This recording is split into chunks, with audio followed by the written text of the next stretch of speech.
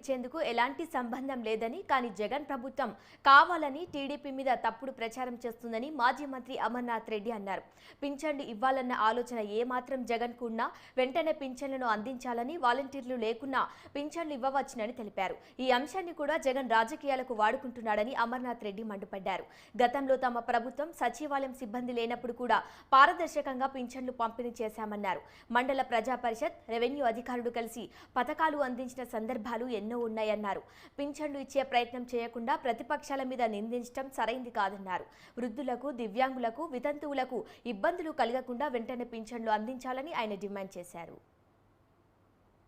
పెన్షన్లకు సంబంధించి రాజకీయాలు చేస్తూ ఉంది. అంటే ఎన్నికలకు పెన్షన్లు ఇవ్వడానికి సంబంధం లేదు. ఎన్నికల కోడ్ వస్తుందని తెలుసు, వచ్చిందని తెలుసు.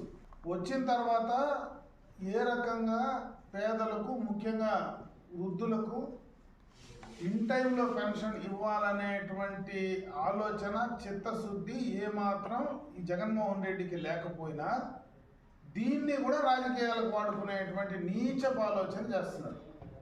ఎందుకంటే మామూలుగా అతను ఎన్నికలు వచ్చినప్పుడు వాడటం అలవాటు. గత ఎన్నికల్లో వాళ్ళ చిన్నాయన హత్యని రాజకీయాలకు వాడుకున్నాడు. గత ఎన్నికల్లో వైజాగ్లో కోడికత్తి డ్రామా ఎన్నికలకు సంబంధించి ఆడింది జగన్మోహన్ రెడ్డి. మళ్ళీ ఇప్పుడు ఎన్నికలు వస్తున్నాయి కాబట్టి మళ్ళీ 5 సంవత్సరాల తర్వాత వాళ్ళ చిన్నాయన హత్యను మళ్ళీ తెర మీదకి తెచ్చినాడు.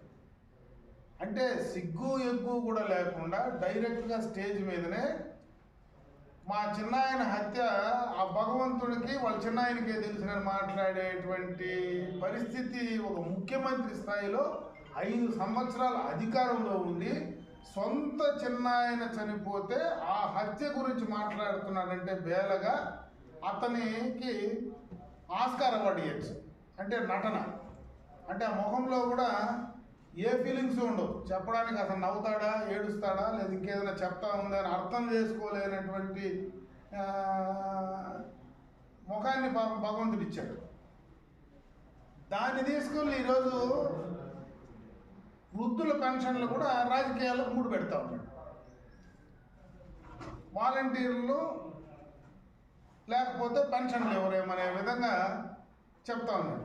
ఎన్నికల కోడ్ వచ్చిన తర్వాత వాలంటీర్లు ఎట్లుంటారని అనుకుంటాడు అతనికి తెలుసు కదా. ఒక ముఖ్యమంత్రిగా వాలంటీర్ల వ్యవస్థ ఎన్నికల కోడ్ వచ్చిన తర్వాత అది పూర్తిగా ప్రభుత్వ ఉద్యోగులు కాదు కాబట్టి వాళ్ళని ప్రభుత్వానికి సంబంధించినటువంటి ఏ సంక్షేమ అభివృద్ధి కార్యక్రమాల్లో భాగస్వాములు చేయరనేది ఏ చదువుకున్నటువంటి వ్యక్తికి, అవగాహన ఉండే వ్యక్తికి అర్థమవుతుంది. ఈ ప్రభుత్వం పెన్షన్లకు సంబంధించి